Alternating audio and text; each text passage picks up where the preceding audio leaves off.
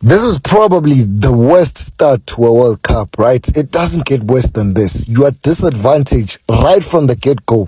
You lose 2-0, but two key players are sent off at the very same time. But you know me, I always feel like things are a blessing in disguise because Utemba Zwane got a straight red card. It means he'll be suspended for at least one game, which means his tournament ultimately could be over. Right, but also if Hugo Bros is going to go with a different tactical approach and maybe introduce a number 10 in his starting 11, it means guaranteed Urile Mofokeng gets to start. We didn't see him playing today, right? But maybe he could come in and be the ultimate difference and give us something to cheer about. And then Apolis die in the absence of Usitole, right? I'm sure you're asking yourself how, because they play two different positions. But this means we go back, we revert to a double pivot now, instead of having three sitting midfielders, which allows us to have an extra attacker in the form of a winger. We can play with one striker. We don't need two strikers because they are useless. But it's hard enough having one useless striker, but not two, right? But you blame the system, not with the Foster there. Oh, Foster ngeke bafethu. Kudala ndiyithethelele inja yam, but ngoku. So you play Reyners there, you play Napolis, then we can put in Umaseko or something. Please, Hugo Bros, let's trust our players. Let's trust the positive approach. I would rather lose playing like that, Joe, than lose playing this pathetic football. This is a misrepresentation. You see what happened today? Utter misrepresentation of our football. Opening fixture of the World Cup. Sibukeliswa manyala ayikho lena beziyibukele namhlanje fethu. Come on. Ngibatshelile abantu, ngibatshelile mina ngokwami. Bafana ngiyayithemba. Kodwa umuntu engimsabayo uyi1.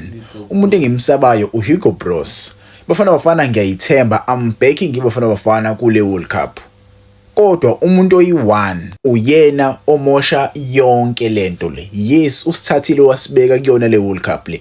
Kodwa abadlali abafakayo ibona abadlali laba bavele bamosha yonke lento le.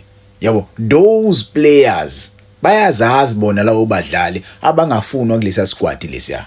Bayazazi and namhlanje they proved why ama fans ehleze against lawo badlali. Those players, you see today, they proved. Those players did the same with AFCON. Remember the AFCON, Leia Idalale Morocco. Those players did the same thing. And today they proved themselves against the global stage, against the whole world watching them. The biggest enemy is inside that camp. The biggest enemy is the person who selects the players to play against Bafana. Those players that are selected, they are playing against Ibafana. They are not playing for Ibafana. They are playing against us. But I'm not saying anything. Don't say Vane said this, Vane said that. But some of the players who are getting selected to represent South Africa, they are playing against us. I've never seen something like this. I've never seen. Yeah, ne? And that's how the cookie crumbles. Starting off with the lineup. Go look at my lineup prediction, starting 11 prediction, Hugo Bros. I literally got 9 of them correct. The only 2 I didn't get was Adams and Reyners, and I was surprised us going with an attacking 2, which was, I guess, a different tactic, and maybe Mexico did not plan for it. And if Sitole doesn't lose that ball in that situation, we could be talking a different story. Losing 1-0. That's it. But Bruce, man, I don't understand. Who is our tactical analysis team that sits upstairs? Could they not see early on? Pelasitole, I think, even lost 2 balls before the third one where he gave the goal away. And then half time, don't you guys make that sub now, Hugo Bruce? Where's the tactical team saying, no, Bruce, they must be adamant. No, Sitole is going to cost us here. He comes back, red card. We could have avoided that whole situation. And I remember the same thing, Sitole. Well, I don't know if it was Egypt or something in AFCON. He was struggling. He was a bit off the pace of the game. We brought in Vatusi Obas, and then we had control of that whole game. Make the sub halftime. Bring on Mbata. Like, the starting lineup, I'm not surprised. I knew we were going to go with the back 5. But at least we're losing 2-0. 70th minute, we are red card down. Throw in a police Mufokeng. We need speed up front. You take off Reynas and Foster, both of them off. Mufokeng, a police speed. We get the ball, we just clear it over the top. We're making runs. One says he flicking. Oh my goodness, this is so easy to do. And what did I say? Yesterday or the day before, I made a video about that ref. What did I say? Very strict ref. What do we go do? I swear, I don't know if they planned this whole situation. Like the tactical, you know what, let me calm down. It's okay, Bafana. You know what? Chin up. Boys, just make sure in the second game you make a comeback. That's it. Now it just makes the second game a little bit more difficult because it's a must-win game. So yeah, boys, good luck for the second game. We can come back. Hayi bafana, hayi. Ngcono ngoba ngimtshelile. Yabona ke mina mama ngikhuluma into eningibuke sokwesilima. Angiyazi into enje mina. Hey, wazi wadlisela umuntu. Hey Hugo Bruce Buffett. Hey wazi wasibwanisa nabantu ezweni. Hawe ma. Ungafike ugeje iline up mfethu. Ugeje amasub. Ugeje ngisho free kick, ucoach free kick, ugeje free mfethu ha. Bafethu. Lethu Hugo Bruce ngishilo. Ekseni igame ingaqala ngathi ayikazi sisebenzele lento lokuthi sianalyze kakhulu ama opponent eSouth Africa nje ikazi even na kwiPirates ubonile kade bexabana bethu nabo ama technical team bewatshela ukuthi wrong le yanto leyana ama opponent azokuanalyze nini wena mabu analyze ama opponent ufaka ama defender awu7 eground for what cabanga le game nje kube sifake ngabadlali esijela ukudlala ngaba basimple ngabe seyiwinile le game le abantu laba abazilutho abekho ntswempu labantu laba ayikho into entswempu kulabantu Hugo Bruce usicedile nyaba fethu hawe ma esezofaka uzwane mfethu washiya umfukeng washiya uApollos wamfaka ngo14 minutes umuntu esimthembile 14 hayi dayisiwe bafana igame angeke edayisiwe ungixake mina seyo coach free kick hawe ma hayi Hugo Bruce bafethu ngeke ungeke bafethu wasiyala uMackenzie sisho ngeAfcon sithi akahambe wathi uMackenzie akayindawo uyena osiqualify akuyena wasiqualify kwakuyi Sundowns uRulani wasiqualify Sundowns alomfana lo mnyama lo bani lo mncane iyona yasiqualify ngoba vele yayidlala ngabadlali bale South Africa hayi Hugo Bruce hayi bafethu ngeke hayi ngiyakhala mina ngishilo nginitshelile kodwa abafana yabona ngoba dliwe engabe ngcono kuba kuthiwa iMexico was a better team. Mexico was a difficult team. Mexico ibilo. Manje dliswe ucoach. He mina ngiyaqala ukubona abantu abadefender bedliwa ngo1-0, trailing ngo1-0 they not chasing the game. Ba relaxile nje, bahleli ba defendile. And you can see this is a instruction from the bench because you can tell there were times where Mbokazi left back line agijima ayozama ukupressa yena because we're not pressing. 2-0, we're still not pressing. It's relaxing. We don't have wingers in the game.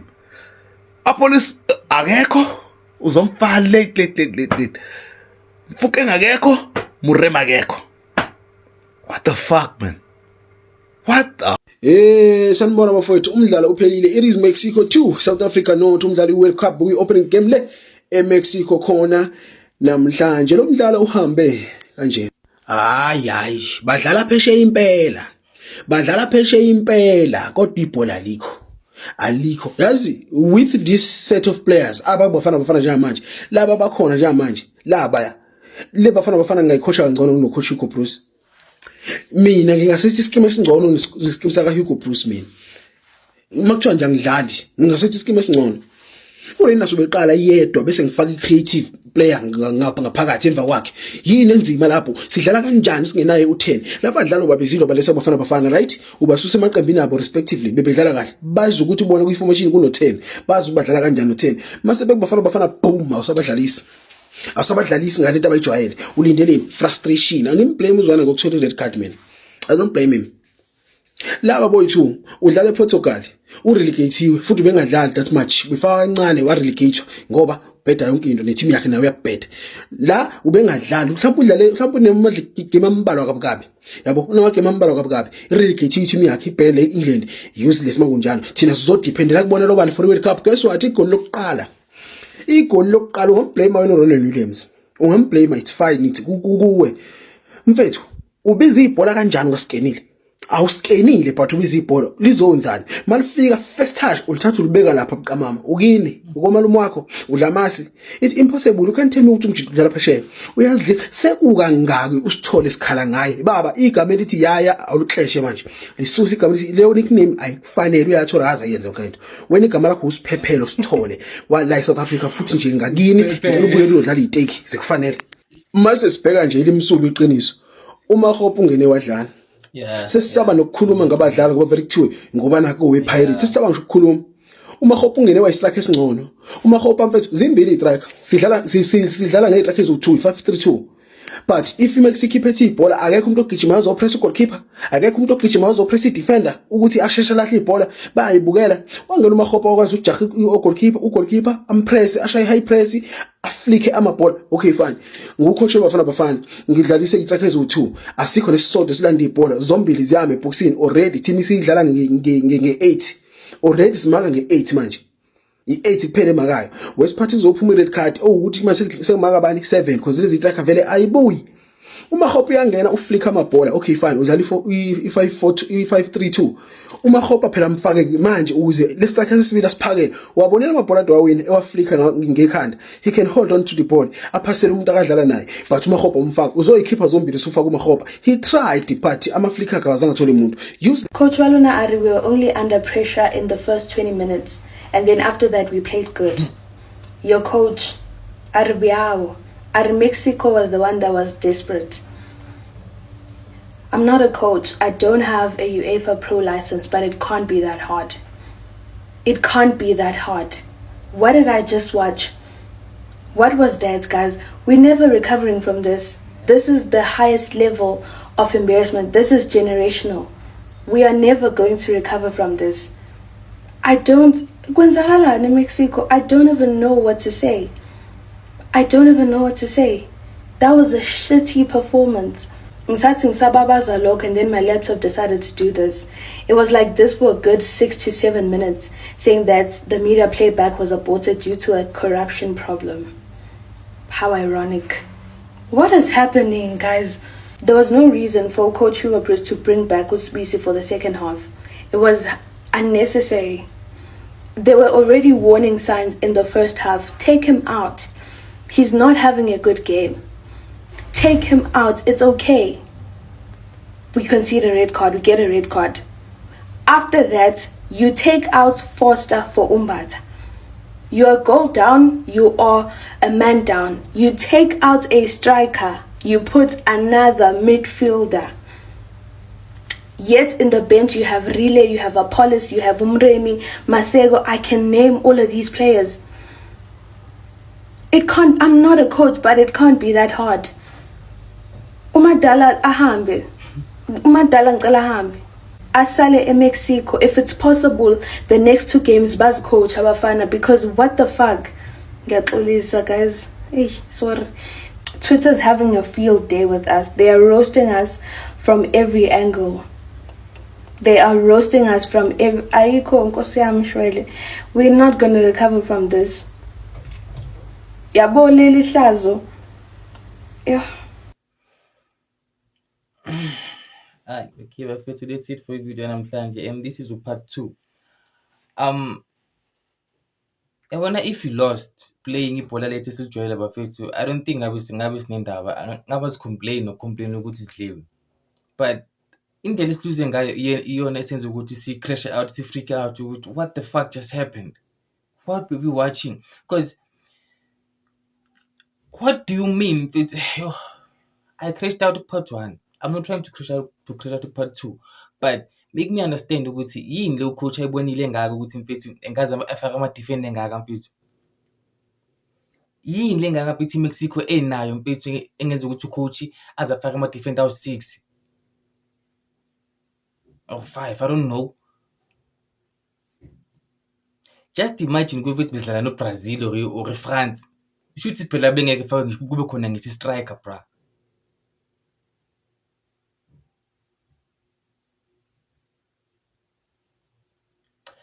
Into ebuhlungu namhlanje mfethu nge-defeat namhlanje is the way we lost. Not ukuthi sidliwe mfethu, sure we could take that, but how we lost and how we were playing. because that's not the true representation of how we play eSouth. That's not how we play ball, bro. We have never abona le information leya besiqala uyibona namhlanje ngoBruce. I've never seen that formation leya, even ngathi udlala iMagesi idlala neSundowns, they don't play that kind of formation. Kuyaqala ngoBruce. And khona into esho ubhuti wami uma sibuka i-lineup, he was saying ukuthi lento ukuthi sifake ama-defender awu-5 emuva bazoshayisana bodwa labantu labo. And that's why it was so easy for him ukuthi is penetrate, because uSibisi noWokone, they are all over the place. Abazi ukuthi umunye kumele abe kuphi. Umbokazi nayo nange overlap ngale.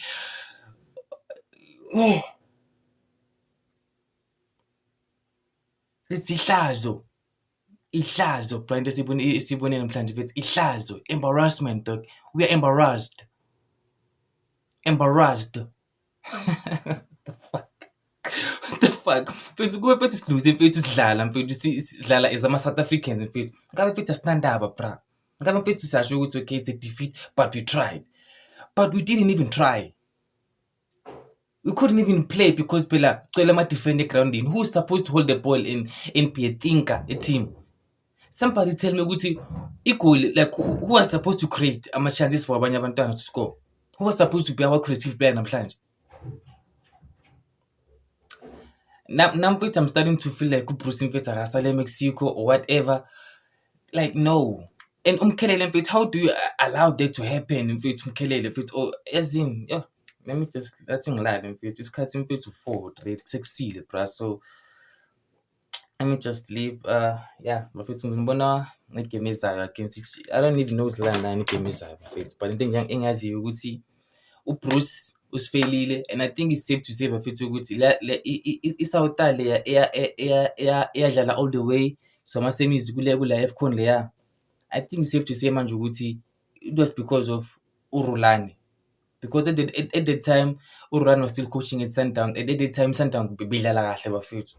Wonke umuntu South like at the time acknowledge ukuthi Sundowns idlala kahle, ibona. Right now mfethu badlala bayawina, but they are not the same Sundowns. So I think i-credit yoke kumele kuRhulani bafethu, because the last AFCON without uRhulani asidlalanga kahle. Bafethu, thank you for watching, thank you for subscribing. I'll see you guys in another video. Make sure you guys subscribe, make sure you comment, make sure you like the video, and you share. Ngiyabonga bafethu.